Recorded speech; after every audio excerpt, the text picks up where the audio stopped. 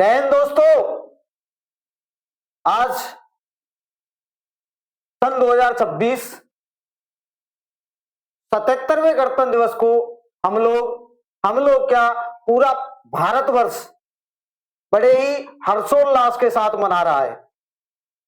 इसी कड़ी में परिहार क्लासेज की तरफ से 77वें गणतंत्र दिवस की आप सभी को मंगलमय शुभकामनाएं।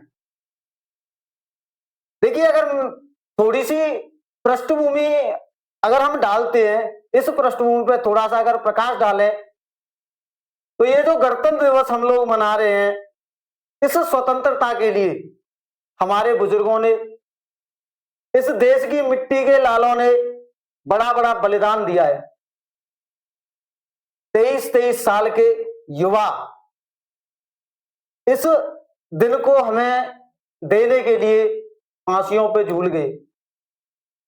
कैसे रहे होंगे वो दिन, क्या किया होगा उन लोगों ने, कैसे झेला होगा उन माओं ने जिनके पूत हमें आजादी दिलाने के लिए फांसियों पे चढ़ गए। क्या किया होगा उन वीर जवानों ने, उन नए नए युवाओं ने, 25-25 साल के, 20-20 साल के नए नए लड़कों ने कितनी बड़ी कुर्बानी दी होगी, जिसके कारण आज हम लोग गणतंत्र दिवस मना रहे हैं।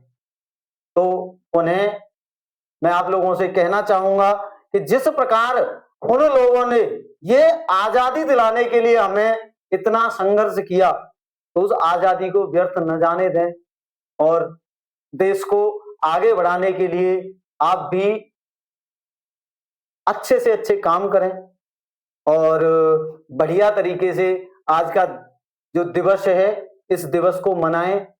प्रेम, स्वभाव और आचार का आज का प्रतीक है। तो आज हम सब मिलके बड़े हर्षोल्लास के साथ में गणतंत्र दिवस मनाएंगे, मना रहे हैं और आगे भी भविष्य में मनाते रहेंगे। परंतु बच्चों, हम लोगों को सिर्फ और सिर्फ ये जो पावन पर्व है, इसकी गरिमा को भी समझना होगा। ऐसा नहीं है कि आज मना लिया और कल के दिन हम देखेंगे कि हम जिन तिरंगों को आज बड़े हर्षोल्लास के साथ लेके आते हैं, उन तिरंगों को रोड पे फेंक दें। तो हम लोगों को क्या करना है, इस चीज पे भी थोड़ी सी अपनी गरिमा, क्योंकि इस तिरंगे के लिए ही, इस तिरंगे को शान से उठने के लिए ही हमारे वीर बुजुर्गों ने बलिदान दिए थे। तो इस तिरंगे की शान भी रखनी है और हमें इस गणतंत्र दिवस को इसी प्रकार हर्षोल्लास के साथ बार बार मनाना है और अपने आप को देश के लिए न्यौछावर रखना है। ठीक है, ज्यादा समय नहीं लेंगे और फिर एक बार आप लोगों को गणतंत्र दिवस की हार्दिक मंगलमय शुभकामनाएं। परिहार क्लासेस ये कामना करती है कि अगले गणतंत्र दिवस तक आप लोग और कहीं अच्छे से आगे बढ़ रहे हो। ठीक है, चलिए बेटा, तो बस इसी के साथ मैं आप लोगों से ये कामना करूंगा कि आप अच्छे से पढ़ेंगे, बेहतरीन पढ़ाई करेंगे और बेहतरीन पढ़ाई के साथ साथ अपना, अपने माँ बाप का, अपने परिवार का, अपने देश का, अपने क्षेत्र का नाम रोशन करेंगे और नाम रोशन करते करते आगे बढ़ेंगे। ठीक है बेटा जी, चलिए बहुत अच्छे, आगे बात करते हैं, ज्यादा समय बर्बाद नहीं करेंगे और कहाँ पहुंचते हैं बेटा जी, हम पहुंचते हैं अपनी क्लास पर। जब लास्ट क्लास में बेटा जी हम बात कर रहे थे, तो हमने बात की थी काई की वेव ऑप्टिक्स की। काई की बात की थी बेटा जी, वेव ऑप्टिक्स की हम लोग बात कर रहे थे और लास्ट क्लास में वेव ऑप्टिक्स को हम लोगों ने समाप्त कर दिया था। ठीक है बेटा जी, लास्ट क्लास में हमने क्या कर दिया था, वेव ऑप्टिक्स यानी तरंग प्रकाशिकी को समाप्त कर दिया था। जब ऑप्टिक्स को हम लोगों ने समाप्त कर दिया, तो ऑप्टिक्स के बाद में हम लोग पहुंचे थे बेटा, कहां पे पहुंचे थे, हम लोग पहुंचे थे सर जी अपना जब ऑप्टिक्स खत्म हो गई तो अगली अपनी जो यूनिट स्टार्ट होती है वो यूनिट स्टार्ट होती है न्यूक्लियर फिजिक्स। कौन सी होती है बेटा जी? Nuclear physics. कौन सी? Nuclear physics. न्यूक्लियर फिजिक्स यानी कि नाभिकीय भौतिकी। कौन सी बेटा जी? नाभिकीय भौतिकी। ठीक है, हम बात का ही कर रहे हैं बेटा न्यूक्लियर फिजिक्स यानी नाभिकीय भौतिकी की बात कर रहे हैं। और नाभिकीय भौतिकी की अगर मैं कहूं तो नाभिकीय भौतिकी में हम क्या पढ़ते हैं बेटा जी? आप लोगों को पता होगा, नाभिकीय मतलब नाभिक के बारे में, नाभिक के कारण जो जो परिघटनाएं होती हैं उन सारी परिघटनाओं के बारे में हम लोग अध्ययन करते हैं। कहे में नाभिकीय भौतिकी। तो सर जी इसमें क्या पढ़ना होगा बेटा जी? जब नाभिक की बात आ रही है तो सीधी सी बात है परमाणु की भी बात आएगी। भाई नाभिक किसके अंदर होता है? परमाणु के अंदर होता है। तो जब नाभिक की बात आई तो बात काई की आएगी? परमाणु की बात आएगी। जब परमाणु की बात आएगी तो 11th क्लास में आपने एक चैप्टर पढ़ा था परमाणु संरचना। परमाणु संरचना यानी एटॉमिक स्ट्रक्चर। एटॉमिक स्ट्रक्चर, परमाणु संरचना 11th क्लास की केमिस्ट्री का दूसरा ही अध्याय होता है। कौन सा? परमाणु संरचना यानी एटॉमिक स्ट्रक्चर। अब यहां होता क्या है बच्चा? यहां पे होता क्या है, किस बारे में हम लोग अध्ययन करते हैं? तो सुनिए, यहां अगर हम बात करेंगे तो बात का क्या आ रही है? परमाणु की। तो हम बात कर रहे होंगे यहां पे परमाणु के बारे में बात कर रहे होंगे कि परमाणु होता क्या है। परमाणु होता क्या है, परमाणु के बारे में बात कर रहे होंगे। परमाणु के बारे में बात करने के बाद में हम ये देखेंगे कि परमाणु का स्ट्रक्चर कैसा होता है। परमाणु का बेटा जी स्ट्रक्चर कैसा होता है, किस प्रकार का परमाणु होता है, कैसी उसकी संरचना होती है, इस बारे में भी बात कर रहे होंगे। और इस बारे में बात करते हुए हम क्या कर रहे होंगे? न्यूक्लियर फिजिक्स के पहले ही अध्याय या पहले ही टॉपिक कौन सा? परमाणु संरचना तथा स्पेक्ट्रमों की उत्पत्ति को समाप्त कर रहे हो। आ रही है बात समझ में? ज्यादा बड़ा चैप्टर नहीं है, मैक्सिमम 2 या 1.5 क्लास लगेंगी जिसमें हम इसको क्या कर रहे होंगे? समाप्त कर रहे होंगे। ठीक है बेटा जी, चलिए तो हम स्टार्ट कर देते हैं आपका कौन सा बेटा जी? यूनिट तो है अपनी न्यूक्लियर फिजिक्स यानी नाभिकीय भौतिकी। कौन सी? नाभिकीय भौतिकी। और उसमें अध्याय है अपना, अध्याय कौन सा है बेटा जी? तो आप कहेंगे सर जी हमारा जो अध्याय है वो अध्याय है हमारा, अध्याय है अपना कौन सा है? अध्याय सर जी परमाणु संरचना। परमाणु संरचना तथा तथा स्पेक्ट्रमों की उत्पत्ति। स्पेक्ट्रमों की उत्पत्ति। परमाणु की संरचना तथा स्पेक्ट्रमों की उत्पत्ति यानी atomic structure and origin of spectrum. मैं कहूंगा एटॉमिक स्ट्रक्चर,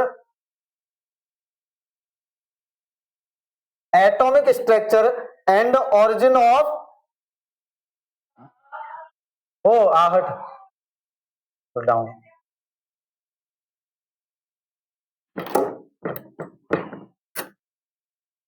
हाँ जी बेटा, कौन सा हो जाएगा? Atomic structure and origin of क्या हो जाएगा बेटा जी? काय की उत्पत्ति हो जाएगी? Origin of spectrum.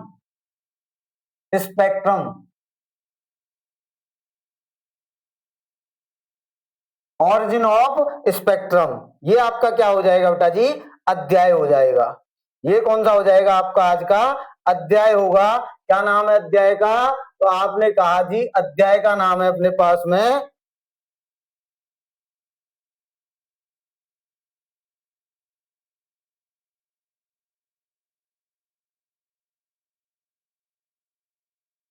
अध्याय का नाम क्या है बेटा जी अपने पास? अध्याय का नाम है परमाणु संरचना तथा स्पेक्ट्रमों की उत्पत्ति। स्पेक्ट्रमों की उत्पत्ति, ठीक है, आ रही है बात समझ में? चलिए, तो यहां से अगर मैं कहूं तो पहला ही टॉपिक आपका कौन सा हो जाएगा? पहला टॉपिक होगा बेटा अपना, पहला टॉपिक हो जाएगा अपने पास परमाणु। और परमाणु को बेटा जी हम इंग्लिश में बोलते हैं एटम।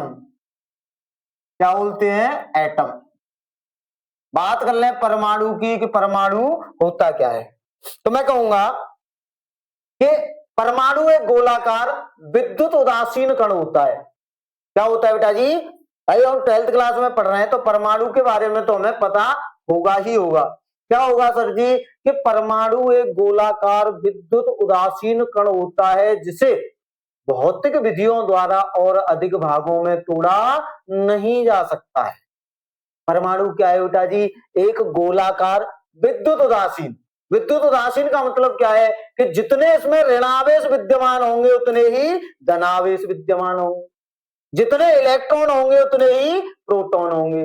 तो मैं कह रहा हूं कि परमाणु एक गोलाकार विद्युत उदासीन कण होता है जिसे भौतिक विधियों द्वारा और अधिक भागों में तोड़ा नहीं जा सकता है। सर जी भौतिक विधियों द्वारा नहीं तोड़ा जा सकता तो क्या रासायनिक विधियों द्वारा तोड़ा जा सकता है? मैंने कहा बिल्कुल बेटा जी। भाई परमाणु के अंदर से इलेक्ट्रॉनों को निकाला जा सकता है, और जब इलेक्ट्रॉनों को निकाला जा सकता है अर्थात परमाणु को तोड़ा जा सकता है। आई बात समझ में? परमाणु को तोड़ा जा सकता है परंतु सिर्फ और सिर्फ रासायनिक विधियों द्वारा तोड़ा जा सकता है, भौतिक विधियों द्वारा परमाणु को तोड़ा नहीं जा सकता। क्लियर है? चलिए, तो मैं यहां से अगर बात करूं, मैं कहूं कि परमाणु एक गोलाकार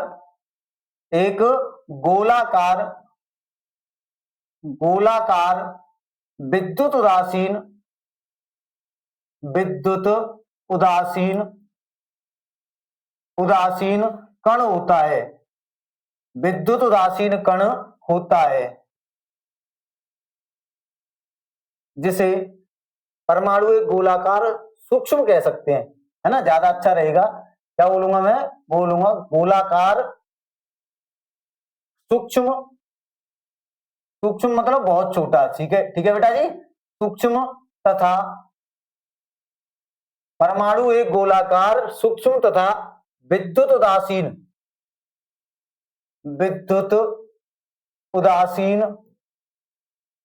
उदासीन अविभाज्य कण होता है। अविभाज्य कण होता है।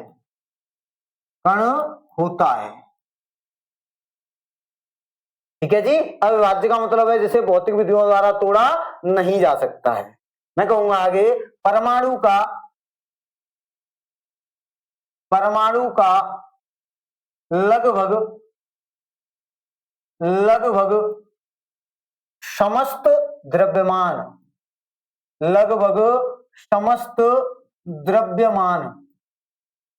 व समस्त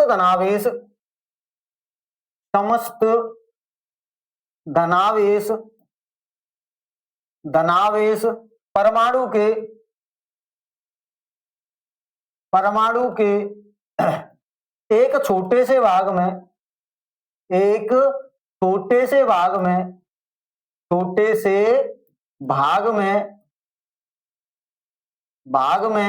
सकेंद्रित रहता है। सकेंद्रित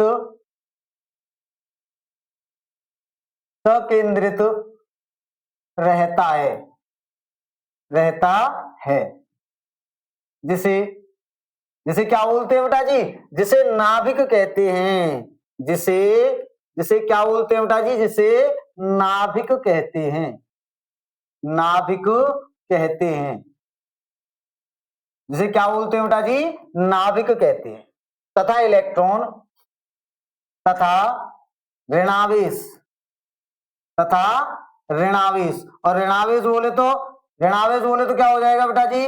ऋणावेश बोले तो अपने पास में क्या हो जाएगा? इलेक्ट्रॉन। ऋणावेश कौन होता है अपने पास? तथा ऋणावेश, और ऋणावेश को हम क्या बोलते हैं? इलेक्ट्रॉन। नाभिक के चारों तरफ, नाभिक के चारों तरफ, चारों तरफ गति करता रहता है या गति करते रहते हैं, गति करते रहते हैं, गति करते रहते हैं। इलेक्ट्रॉन क्या करते हैं? नाभिक के चारों तरफ बेटा जी गति करते रहते हैं। क्लियर है ये बात? यहां तक किसी को कोई डाउट, कोई दिक्कत, कोई परेशानी? आपने कहा सर कोई दिक्कत कोई परेशानी नहीं है। तो मैं क्या कर देता हूं बेटा, यहां से आपको परमाणु के बारे में बता दूं। क्या के बारे में बेटा जी? परमाणु के बारे में। ये देखिए यहां से, ये क्या हो गया अपने पास में? एक परमाणु लिया मैंने, और इस परमाणु में यहां पे एक छोटा सा भाग होता है, एक छोटा सा क्या होता है बेटा जी? भाग होता है। अब यहां से गौर से समझिएगा मैं जो कहना चाह रहा हूं। यहां से देखें, मैं ये कह रहा हूं कि परमाणु का लगभग समस्त द्रव्यमान तथा समस्त धनावेश परमाणु के एक छोटे से भाग में संकेंद्रित रहता है। भाई छोटा सा भाग, इसे हम क्या बोलते हैं? नाभिक बोलते हैं। समस्त धनावेश और समस्त द्रव्यमान की बात क्यों कर रहा है? क्योंकि सारे के सारे प्रोटॉन और सारे के सारे न्यूट्रॉन कहां बैठे होते हैं? यहां बैठे होते हैं। और इलेक्ट्रॉन क्या करते रहते हैं? इलेक्ट्रॉन नाभिक के चारों तरफ गति करते रहते हैं। इलेक्ट्रॉन क्या करते रहते हैं बेटा जी? नाभिक के चारों तरफ गति करते रहते हैं। अब एक तो इलेक्ट्रॉन गति कर रहे हैं, और गतिमान इलेक्ट्रॉन कैसे होंगे? सूक्ष्म। भाई आप सोच के देखें, सोच के देखो कि परमाणु कितना छोटा होता है। मेरे हाथ में वह छोटे से छोटा कण, मैंने धूल का कोई एक ऐसा कण लिया जिसे मैं नंगी आंख द्वारा देख भी नहीं सकता, जिसे मैं बिना माइक्रोस्कोप के देख नहीं सकता। That is called atom. वह क्या है? परमाणु है। और उसके अंदर भी और छोटे से छोटा, बिल्कुल छोटे से छोटा भाग, जैसे ऐसे करके समझे कि मान लो मेरे पास में क्रिकेट का एक पूरा का पूरा एरिया है, ग्राउंड है पूरा का पूरा। तो पूरा का पूरा ग्राउंड क्या है? परमाणु है। पूरा का पूरा जो ग्राउंड है वो क्या है? परमाणु है। उस ग्राउंड के बीचों बीच में रखी हुई एक बॉल, दैट इज न्यूक्लियर। वो क्या है? नाभिक है। अब आपको सोच के देखें कि परमाणु जब हमने इतना बड़ा लेके चले हैं तब नाभिक कैसा दिख रहा है? एक बॉल के जैसा। अगर परमाणु वास्तविकता में कितना छोटा होता है जिसे हम सामान्यतः देख भी नहीं सकते, उसके अंदर नाभिक कितना छोटा होता होगा। उसके अंदर भी कौन बैठा है? प्रोटॉन और न्यूट्रॉन। तो कितने छोटे होते होंगे, कल्पना कर सकते हो? तो आपने कहा सर जी कल्पना करवाइए, इनके हमें बता दीजिए द्रव्यमान कितना होता है। तो मैं यहां से कहूं कि sir ji mass of electron ये होता है अपने पास 9.1 इंटू 10⁻⁻31 kg। मेरी बात सुने, 9.1 गुणा 10 की घात -31 किलोग्राम। -31 का मतलब समझ रहे हो? 9.1 में 10 के पीछे 31 जीरो लगा दूं, उतने का अगर भाग दूं कितना निकल के आएगा? 0.0000000 कितनी 31 बार तब जाएगा 91। इतना किलोग्राम द्रव्यमान किसका हो गया? इलेक्ट्रॉन का। अब आप कल्पना करो कितना छोटा होता हो। यहीं से अगर इसकी बात कर लूं, कभी कभी आवेश भी पूछ लेता है, तो Q ऑफ E आवेश ये होता है बेटा जी 1.6 इंटू 10⁻⁻⁻ के कितना 16 कूलाम। आवेश के बारे में सबसे पहले किसने बताया था? कूलाम ने बताया था, इसलिए आवेश का मात्रक क्या हो जाएगा? कूलाम हो जाएगा।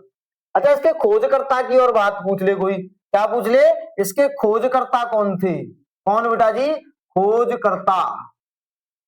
खोजकर्ता के बारे में बात कर ले तो आपको पता होगा ईंट पर नाच, ई फॉर इलेक्ट्रॉन, ट फॉर थॉमसन। और थॉमसन को क्या बोलते हैं? थॉमसन बोलते हैं। तो इनका पूरा नाम होता है जे थॉमसन बोल दे या थॉमसन बोल दे, बात एक ही है।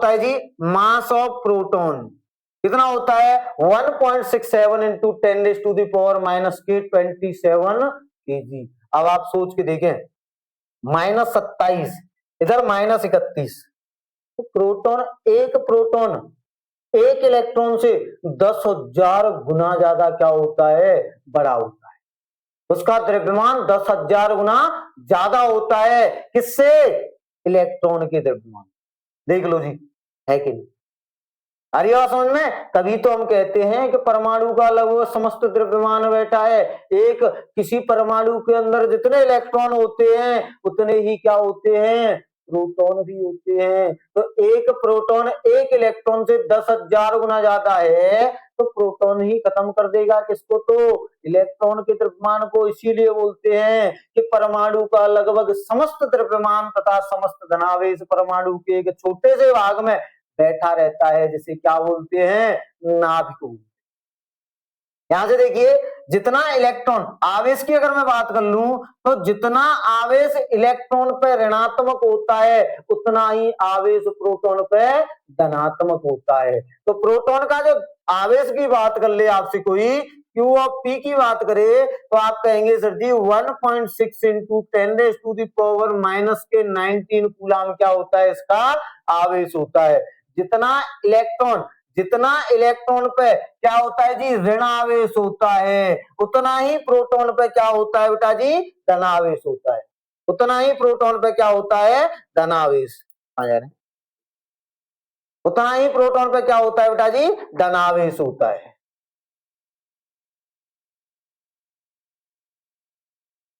इसके खोजकर्ता की अगर बात पूछ ले आपसे कोई कि इसकी खोज किसने की थी, तो देखिए इसकी खोज में बड़ा संशय रहता है, लेकिन आपको संशय की आवश्यकता नहीं है। देखिए हुआ क्या था कि एक वैज्ञानिक हुए थे गोल्डस्टीन। कौन से वैज्ञानिक हुए थे, गोल्डस्टीन। प्रैक्टिकल शुरू किया था गोल्डस्टीन ने, लेकिन उसका अंत किया था रदरफोर्ड ने। प्रोटॉन की खोज के लिए जो प्रयोग शुरू किया था, वो शुरू किया था किसने, गोल्डस्टीन ने, परंतु उसका अंत किया था किसने, रदरफोर्ड ने। तो सर जी हम किसको माने, बेटा जी आप दोनों को मान के चलें, क्योंकि आईआईटी गोल्डस्टीन को मानती है।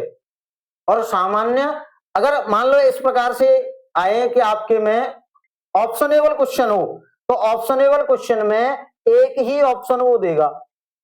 कितना देगा बेटा जी, एक ऑप्शन देगा, या तो गोल्डस्टीन देगा या रदरफोर्ड देगा।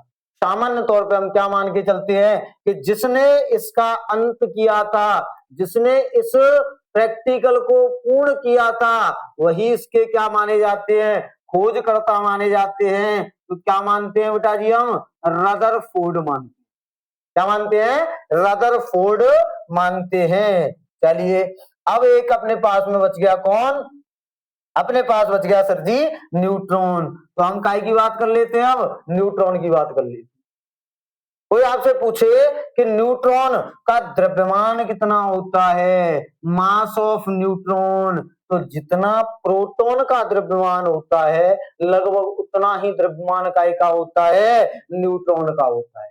काय का होता है बेटा जी, न्यूट्रॉन का होता है। तो कितना होता है 1.64 इंटू 10⁻⁻⁻27 kg।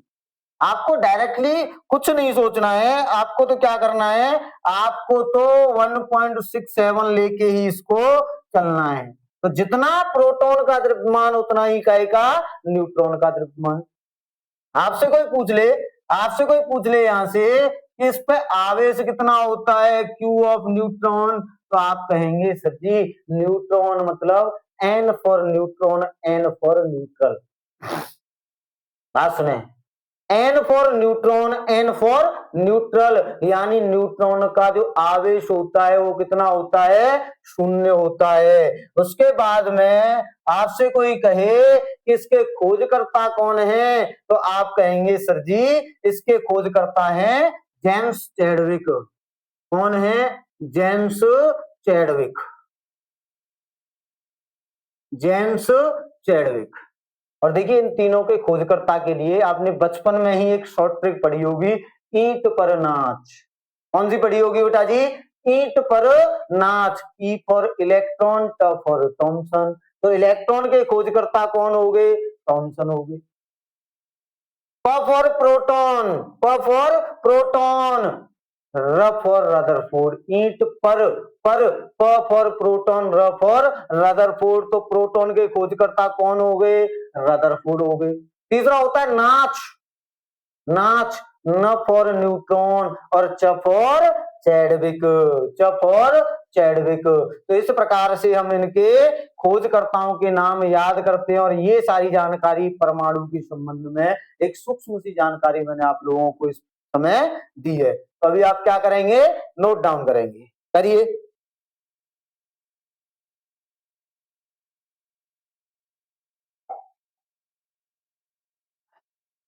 हो गया बेटा जी, क्लियर है। चलिए आगे बात कर लेते हैं। आगे अगर मैं बात करूं बेटा, तो आगे मैं क्या बात करने वाला हूंगा, तो सर जी आप आगे बात करने वाले होंगे आई के बारे में। आगे हम लोग बात करेंगे बेटा परमाणु मॉडल के बारे में। काय के बारे में बात करेंगे, परमाणु मॉडल के बारे में। अब देखिए मेरी बात सुनना गौर से। अब क्या हुआ, भिन्न भिन्न वैज्ञानिक हुए और उन्होंने परमाणु के संबंध में अलग अलग मॉडल प्रस्तुत किए। भाई वैज्ञानिक हुए, किसी ने बता दिया कि परमाणु अविभाज्य कण है, किसी ने बता दिया परमाणु तरबूजे की भांति होता है, किसी ने बता दिया परमाणु गोलाकार होता है, किसी ने कुछ बता दिया, किसी ने कुछ बता दिया। और इस प्रकार से हम लगभग लगभग 4 से 5 वैज्ञानिकों के नाम परमाणु संरचना के संबंध में पढ़ते हैं। सर जी इतने ने काय को पढ़ता है, भाई इतने हमें क्यों पढ़ने हैं, जिसने लास्ट में सबसे बेहतरीन वाला अपना मॉडल प्रस्तुत किया हो सिर्फ उसको पढ़ लो ना। काय को फालतू में हमें इतना पढ़ाते हो आप लोग। बेटा ये हमारी गलती नहीं, आपका बोर्ड कहता है, आपका सिलेबस कहता है, इसीलिए ये चीजें हमें पढ़नी होती हैं कि पहले किसी ने प्रैक्टिकल किया था तो उसमें क्या गलतियां रह गई, जिससे कि हमें अगला मॉडल प्रस्तुत करना पड़ा। फिर किसी ने प्रयोग किया तो उसमें कुछ ना कुछ कमियां रह गई होंगी, जिससे हमें अगला मॉडल प्रस्तुत करना पड़ा। फिर उसने किया तो उसमें कुछ और कमियां रह गई तो हमें और अगला मॉडल प्रस्तुत करना पड़ा। और इस प्रकार से त्रुटियों को सही करते करते करते करते एंड वाले पे पहुंचते हैं। और आप लोगों को पता होगा संपूर्ण तो इस दुनिया में कोई होता ही नहीं। आ रही बात समझ में। तो अगला अपना जो टॉपिक आएगा, अगला अपना टॉपिक आने वाला है बेटा जी परमाणु मॉडल। क्या आएगा जी, परमाणु मॉडल।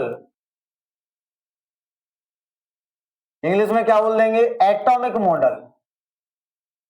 क्या बोल देंगे बेटा जी, एटॉमिक मॉडल, एटॉमिक मॉडल्स।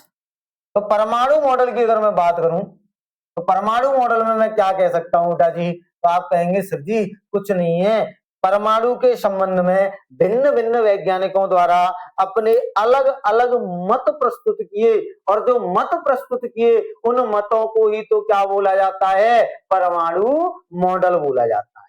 जैसे सबसे पहले जो वैज्ञानिक हुए हमारे, उनका नाम था जॉन डाल्टन। क्या नाम था, जॉन डाल्टन। तो डाल्टन ने अपना परमाणु मॉडल प्रस्तुत किया और डाल्टन ने कहा था कि परमाणु जो होता है एक सूक्ष्म अविभाज्य कण होता है। डाल्टन ने क्या कहा कि परमाणु एक अति सूक्ष्म अविभाज्य सूक्ष्म कण होता है या अति सूक्ष्म अविभाज्य कण होता है, जिसे भौतिक विधियों द्वारा तोड़ा नहीं जा सकता। ये किसने कह दिया, ये किसने कह दिया बेटा जी? डाल्टन ने कह दिया।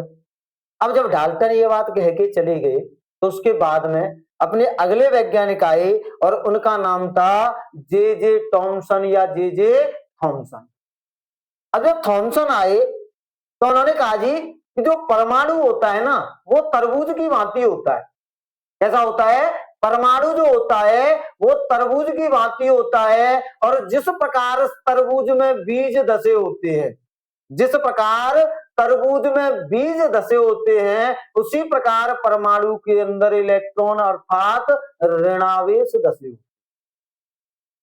अब जब थॉमसन ये बात कह के चले गए तो बड़ी प्रॉब्लम हुई कि भाई साहब एक बात बताइए, आगे जब साइंस आगे बढ़ी, भाई उस समय तो मान लिया होगा, उस समय तो मान लिया होगा, लेकिन और साइंस जब आगे बढ़ी तो उन्होंने देखा कि भाई परमाणु के अंदर से तो कुछ कण निकल रहे हैं, और ऐसा भी हो रहा है कि कुछ कण कंपन कर रहे हैं, गति कर रहे हैं। और जबकि थॉमसन ने कहा था कि इलेक्ट्रॉन रुके हुए होते हैं, दूसरे किसी कण के बारे में बात ही नहीं की।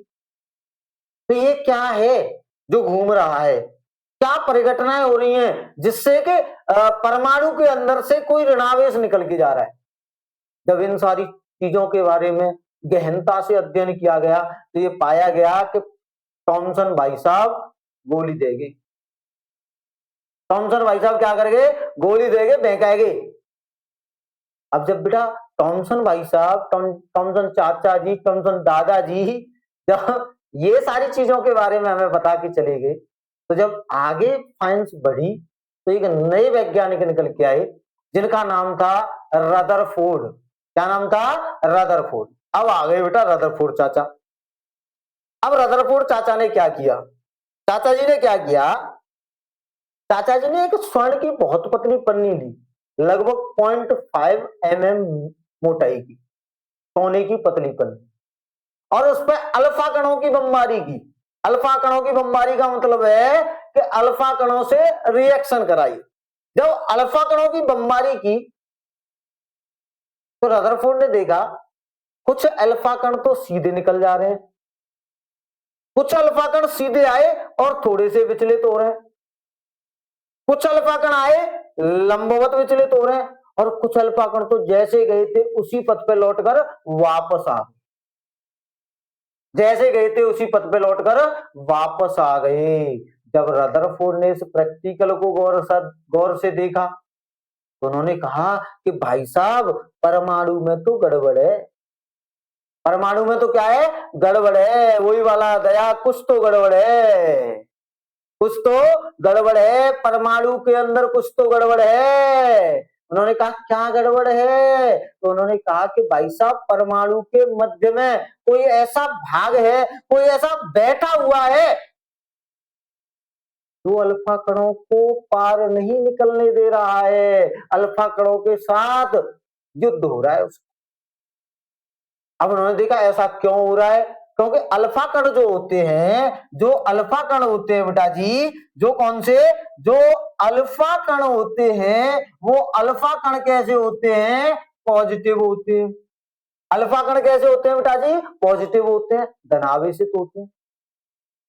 और जब धनावेशित कण किसी से लौटकर वापस आ रहे हैं, किसी से डरकर वापस आ रहे हैं, इसका मतलब उनका कोई न कोई विरोधी होगा, उनका कोई न कोई दुश्मन होगा, तभी तो लौट के आ रहे हैं। अगर कोई प्रेमी होता तो उन्हें लौटकर नहीं आने देता।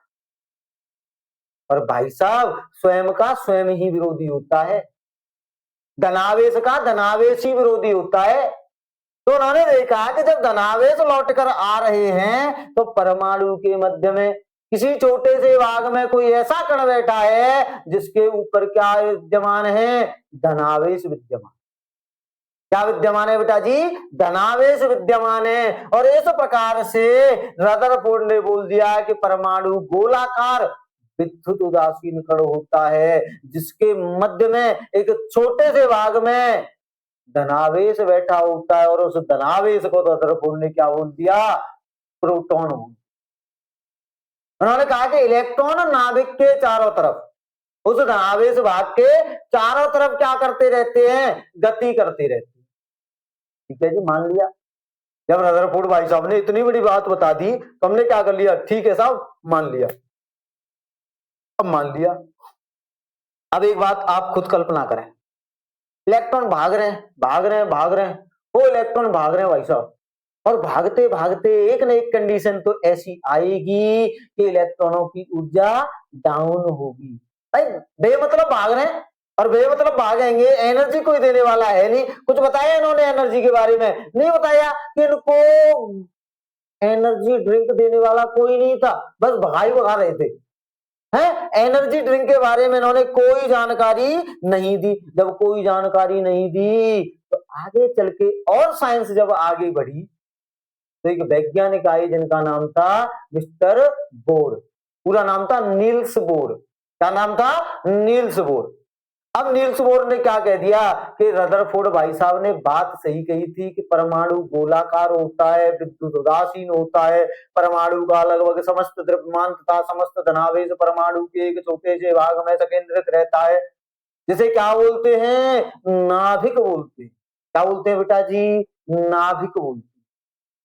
परंतु उन्होंने एक बात गलत कह दी कि परमाणु नाभिक के चारों तरफ इलेक्ट्रॉन कहीं भी घूम सकते। अगर ऐसा होगा तो इलेक्ट्रॉन की ऊर्जा कम होगी। इलेक्ट्रॉन की ऊर्जा कम होगी तो इलेक्ट्रॉन कहां जाके गिरेगा? नाभिक के अंदर जाके गिरेगा। और नाभिक के अंदर जाके गिरेगा तो इलेक्ट्रॉन का नाभिक के अंदर कूदना मतलब परमाणु का विनाश, और परमाणु का कभी भी विनाश नहीं हो सकता। परमाणु का विनाश कभी भी नहीं हो सकता है। इसीलिए रदरफोर्ड के परमाणु मॉडल को क्या कर दिया? खारिज कर दिया। और नील्स बोर ने अपना एक अलग से परमाणु मॉडल दिया जिसे बोला जाता है बोर का परमाणु मॉडल।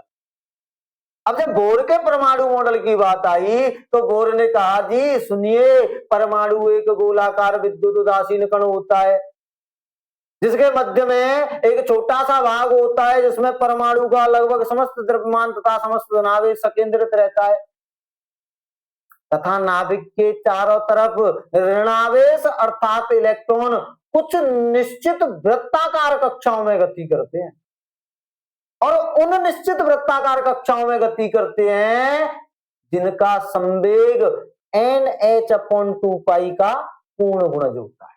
अर्थात जो एनर्जी ड्रिंक लेकर जिन कक्षाओं में बैठे रहते हैं सिर्फ इलेक्ट्रॉन उन्हीं कक्षाओं में गति करते हैं। भाई ऐसे थोड़ी है कि इलेक्ट्रॉन कहीं भी भागे, कहीं भी भागेंगे तो एनर्जी खत्म होगी। तो उन्होंने क्या कह दिया कि इलेक्ट्रॉन उन कक्षाओं में ही गति करते हैं जिन कक्षाओं में बीच में कोई एनर्जी ड्रिंक लेके बैठा है। लो जी भाई साहब आप थक गए हैं, एनर्जी लीजिए फिर भागिए।